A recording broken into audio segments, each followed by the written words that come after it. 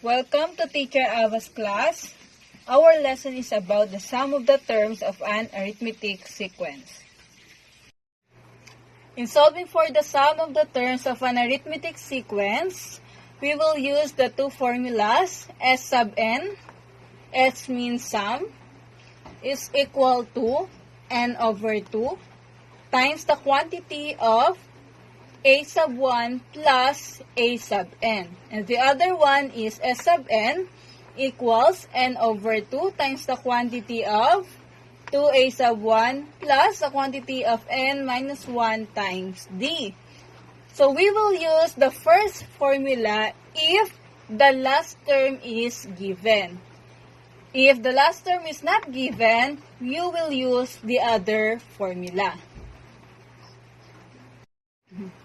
For example, we need to find the sum of the first 20 terms of the arithmetic sequence 15, 19, 23, 27. Which of the two formulas are we going to use?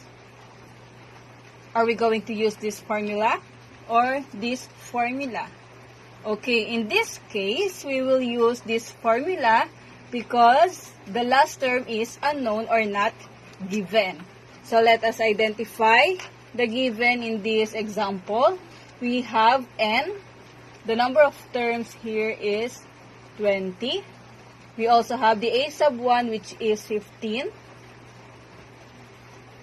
And then common difference is we have 4. And then we are solving for S sub n or S sub 20. Okay, let us now substitute with the formula S sub n or S sub 20 equals n over 2. N is 20 over 2 times 2. A sub 1 is 15 plus the quantity of n, 20 again, minus 1 times d, which is 4. Okay, so let us now solve.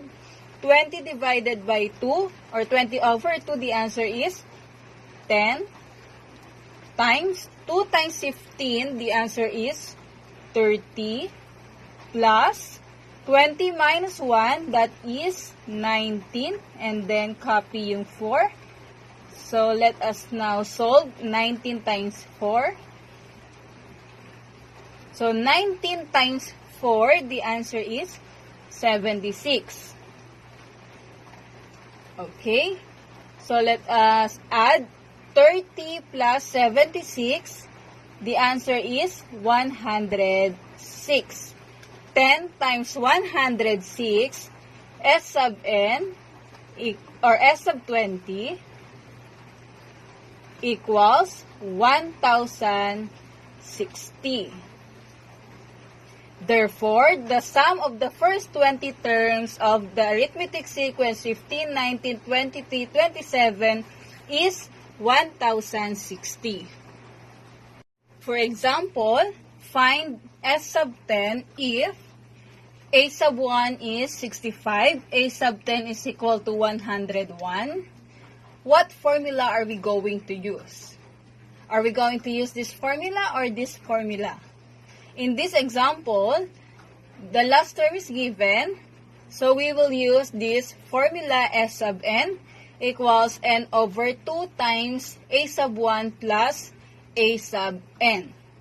Okay, let us now substitute the value S sub n or S sub 10 equals n is 10 over 2 times a sub 1, which is 65, plus a sub 10 is, or a sub n is 101. Okay, so let us solve. 10 divided by 2, the answer is 5 times 65 plus 101, the answer is 166 times 5, the answer is 830. Therefore, S sub 10 or the sum of the first 10 terms is 830. Try to answer this. Find the sum of the first 24 terms in the sequence 10, 8, 6, 4, so on and so forth.